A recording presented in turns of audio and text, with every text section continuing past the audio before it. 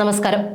കേന്ദ്ര സർക്കാരിന്റെ അനുമതിയില്ലാതെ സംസ്ഥാനങ്ങൾക്ക് വിദേശ രാജ്യങ്ങളുമായി ഇടപഴകാനാകില്ല എന്ന ചട്ടം ലംഘിച്ച് വിദേശ രാജ്യങ്ങളുമായുള്ള സഹകരണത്തിന് തൊഴിൽ വകുപ്പ് സെക്രട്ടറി ഡോക്ടർ കെ വാസുകിയെ നിയമിച്ച ഉത്തരവ് സർക്കാർ റദ്ദാക്കാൻ സാധ്യത. നിയമനം ഭരണഘടനാപരമായി പിഴവാണ് എന്ന് വിദഗ്ധർ ചൂണ്ടിക്കാട്ടുന്നു. വിദേശ രാജ്യങ്ങളുമായി സഹകരണം സ്ഥാപിക്കാൻ കേരള സർക്കാർ ആരംഭിച്ച പ്രത്യേക ഡിവിഷൻ റദ്ദാക്കിയേക്കുമെന്നാണ് സൂചന. കേന്ദ്ര സർക്കാരിന്റെ അനുമതിയില്ലാതെ വിദേശ രാജ്യങ്ങളുമായി സംസ്ഥാനങ്ങൾക്ക് ഇടപെടാനാവില്ല എന്ന ചട്ടം മറികടന്നുകൊണ്ടാണ് തൊഴിൽ വകുപ്പ് സെക്രട്ടറി ഡോക്ടർ കെ വാസുകിയെ അന്യരാജ്യങ്ങളുമായുള്ള സഹകരണത്തിനായി നിയോഗിച്ചത്. ഈ ഉത്തരവും സർക്കാർ റദ്ദാക്കിയേക്കും.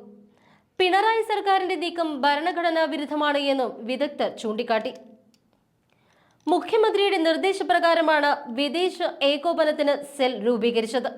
എന്നാൽ വിദേശകാര്യം, പ്രതിരോധം, അന്താരാഷ്ട്ര വ്യാപാരം, വാണിജ്യം, ബാങ്കിംഗ് അടക്കം 97 വിഷയങ്ങളിൽ കേന്ദ്രത്തിനാണ് അധികാരം.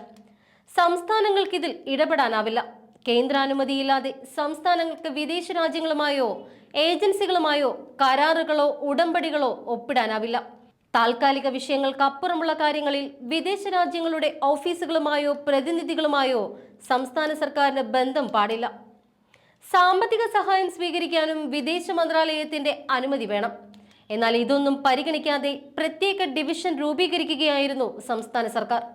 പരാതി ലഭിച്ചാൽ ഉത്തരവ് പുനഃപരിശോധിക്കാൻ ആവശ്യപ്പെടുമെന്ന് രാജ്ഭവനും വ്യക്തമാക്കിയിട്ടുണ്ട്. നിയമനിർമ്മാണ വിഭാഗത്തെ 3 ലിസ്റ്റുകളായി തിരിച്ചിരിക്കുന്നു. Union list, state list, concurrent list എന്നിങ്ങനെയാണ് തിരിച്ചിരിക്കുന്നത്. ഇതൊക്കെ നമ്മൾ സ്കൂൾ കാലഘട്ടത്തിൽ തന്നെ പഠിച്ചിട്ടുള്ളതാണ്.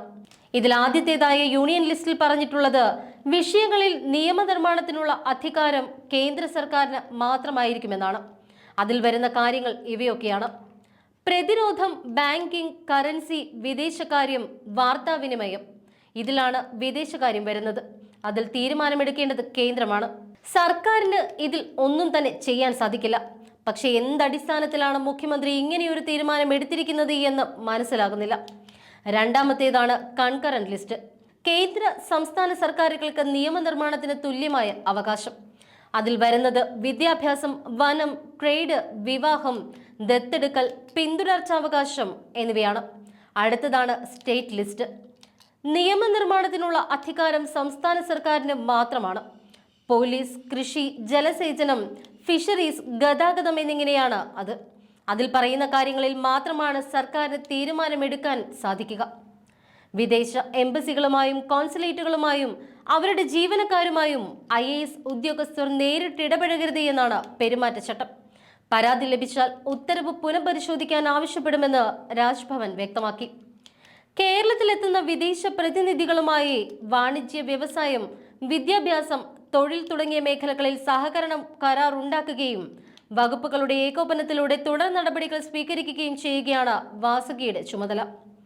കേന്ദ്ര അനുമതിയില്ലാതെ സംസ്ഥാനങ്ങൾക്ക് വിദേശകാര്യങ്ങളുമായോ ഏജൻസികളുമായോ കരാറുകളോ ഉപകരാറുകളോ ഒപ്പിടാൻ കഴിയില്ല.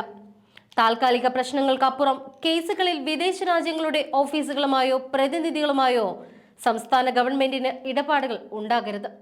സാമ്പത്തിക സഹായം ലഭിക്കണമെങ്കിൽ വിദേശകാര്യ മന്ത്രാലയത്തിന്റെ അനുമതിയും ആവശ്യമാണ്. മുഖ്യമന്ത്രിയുടെ നിർദ്ദേശപ്രകാരമാണ് ഫോറിൻ കോർഡിനേഷൻ സെല്ല് രൂപീകരിച്ചത്.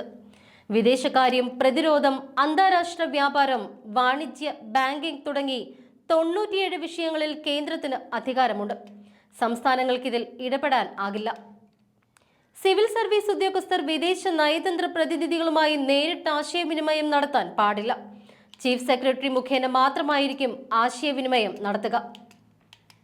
രാജ്യങ്ങളിലെ ഓഫീസുകളിൽ ജോലി ചെയ്യുന്നവരുമായി ഇടപെടുന്നതിൽ മന്ത്രിമാർക്കും പെരുമാറ്റച്ചട്ടമുണ്ട്. അതേസമയം സർക്കാരും ന്യായീകരണം നിരത്തിക്കൊണ്ട് വരുന്നുണ്ട്. വിദേശ ഏജൻസികൾ, വിദേശ രാജ്യങ്ങളുടെ എംബസികൾ, പ്രവർത്തിക്കുന്ന സ്ഥാപനങ്ങൾ, പ്രതിനിധി സംഘടനകൾ എന്നിവയും സംസ്ഥാന സർക്കാരുമായുള്ള ഏകോപനത്തിനായാണ് IAS ഉദ്യോഗസ്ഥ വാസുകിയെ നിയമിച്ചത്. സമീപകാലം വരെ ഈ ചുമതല വഹിച്ചിരുന്ന സുമൻ ബില്ല കേന്ദ്ര സർവീസിലേക്ക് മടങ്ങിയതിനെ തുടർന്നാണ് വാസുകിയുടെ നിയമനമെന്ന് ചീഫ് സെക്രട്ടറി V വേണു സാമൂഹിക മാധ്യമത്തിലെ കുറിപ്പിൽ വ്യക്തമാക്കി. വാസുകിയെ വിദേശകാര്യ സെക്രട്ടറിയായി നിയമിച്ചു എന്ന പ്രചരണത്തെ അദ്ദേഹം തള്ളുകയും ചെയ്തു. മുഖ്യമന്ത്രിയുടെയും മന്ത്രിമാരുടെയും വിദേശ സന്ദർശനത്തെ തുടർന്ന് പല പ്രതിനിധികളും കേരളം സന്ദർശിക്കാറുണ്ട്. മുൻവർഷങ്ങളിൽ പ്രത്യേക വകുപ്പുകളായിരുന്നു ഇതെല്ലാം കൈകാര്യം ചെയ്തിരുന്നത്. ഇത്തരം ചർച്ചകളുടെ എണ്ണം കൂടുന്നതിനാൽ മെച്ചപ്പെട്ട ഏകോപനവും ആവശ്യമാണ്. അതിനായി ഉണ്ടാക്കിയ സംവിധാനമാണ് എക്സ്റ്റേണൽ കോഓപ്പറേഷൻ എന്ന ഡിവിഷൻ എന്നും അദ്ദേഹം വിശദീകരിച്ചു. അതേസമയം അധികം വൈകാതെ തന്നെ കേന്ദ്രം ഒരു തീരുമാനത്തിൽ എത്തുമെന്ന കാര്യത്തിൽ സംശയമില്ല.